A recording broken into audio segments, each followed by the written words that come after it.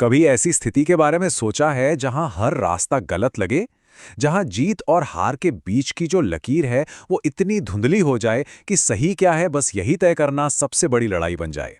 ये तस्वीर हमें एक प्राचीन युद्ध के मैदान में ले जाती है, जहां अर्जुन नाम का एक महान योद्धा एक बहुत ही गहरे नैतिक संकट में फंस गया है।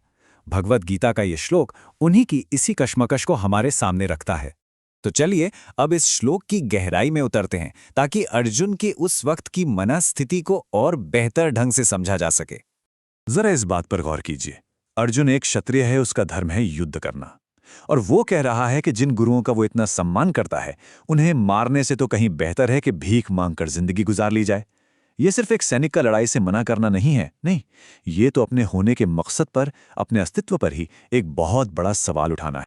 तो फिर वो कौन से दो भविष्य हैं जिनकी तुलना अर्जुन अपने मन में कर रहा है? वो किन दो रास्तों के बीच में आकर फंस गया है?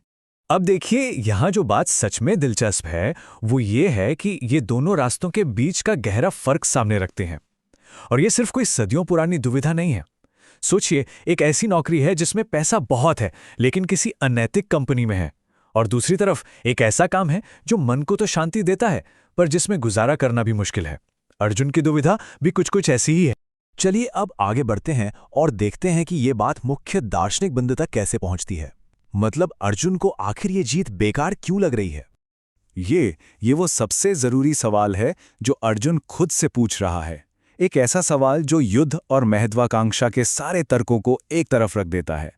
ये कुछ वैसा ही है जैसे कोई विसल ब्लोअर दस्तावेज लीक करने से पहले खुद से पूछे कि अगर मैं चुप रहकर अपना करियर बचा लूं तो सफलता का असली मोल क्या होगा।